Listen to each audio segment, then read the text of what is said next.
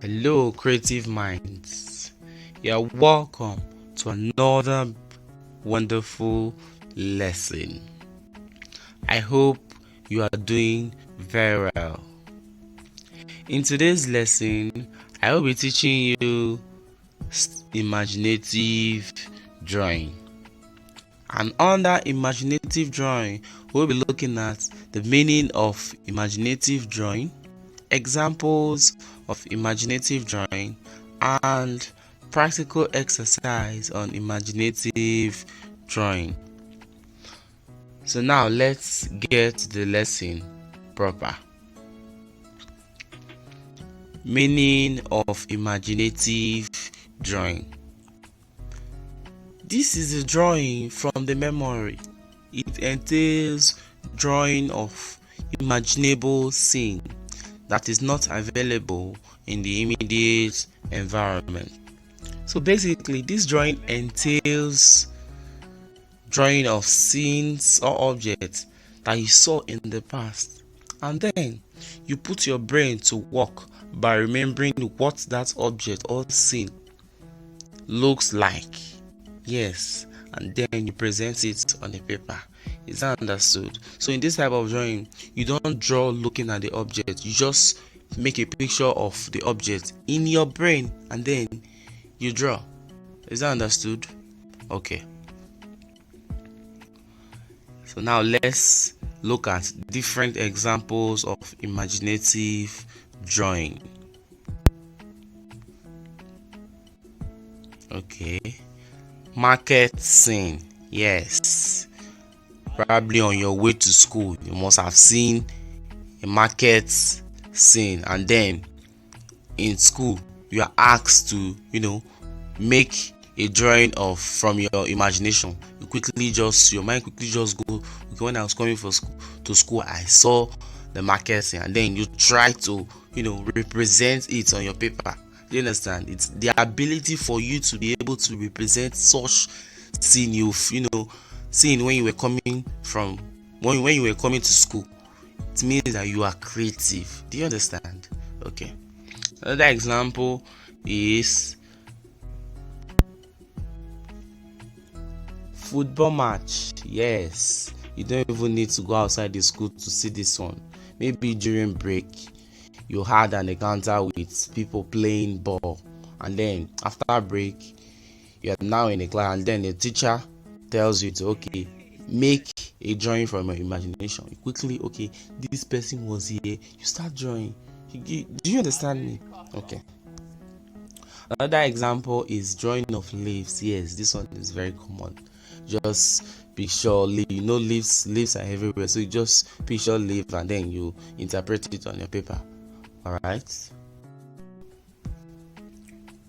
So now watch the following video by Art Flow to learn how to draw from your imaginations.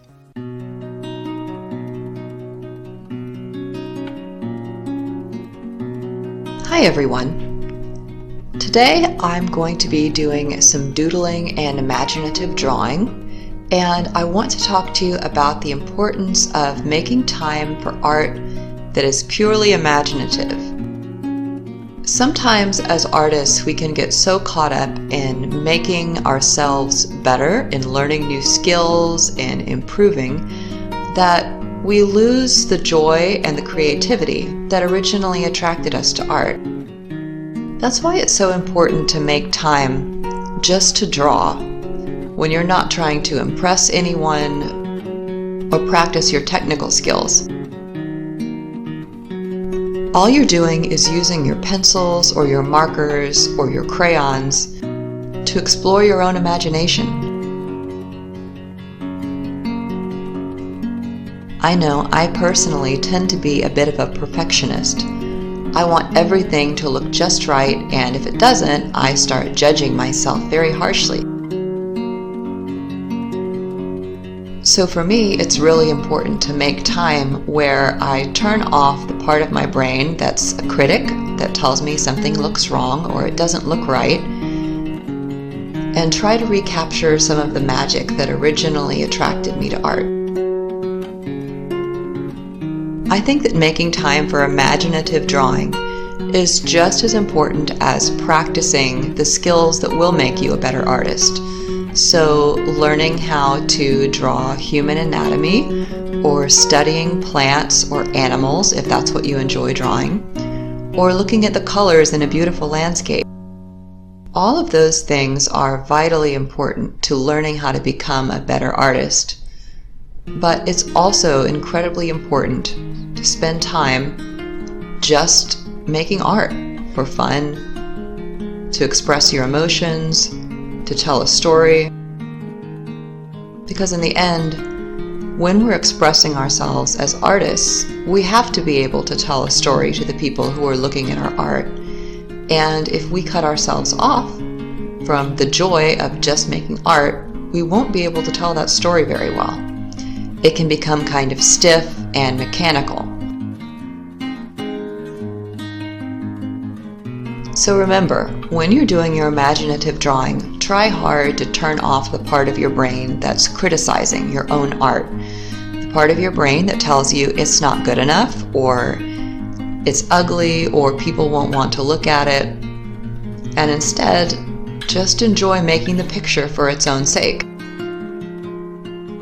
Sometimes your doodles will turn out sort of weird looking and you might not want to show them to anybody else, and that's okay. They're just for you. This is the time when you can express yourself and not worry about what anybody else is thinking, including the part of your brain that wants to judge yourself. This is also a great time to experiment with new art materials.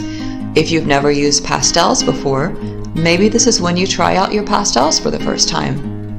If you're not used to working with markers, maybe you bring out the markers. And maybe if you've always wanted to try a certain color of paint that you've never gotten up the courage to try, this is when you use that color. Think of this time as your own space to dream while you create art. So this week, whatever kind of art you make and whatever kind of skill level you're at, make some time to sit down, turn off the part of your brain that tells you when something looks wrong and when something looks right, and just let yourself create art. I believe whatever you make will be wonderful. Thank you for watching.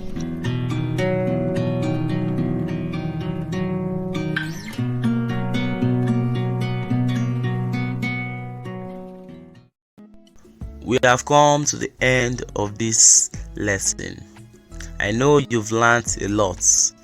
Now you should know the meaning of imaginative drawing, examples of imaginative drawing, and of course you should also know how to draw from your imagination. Alright?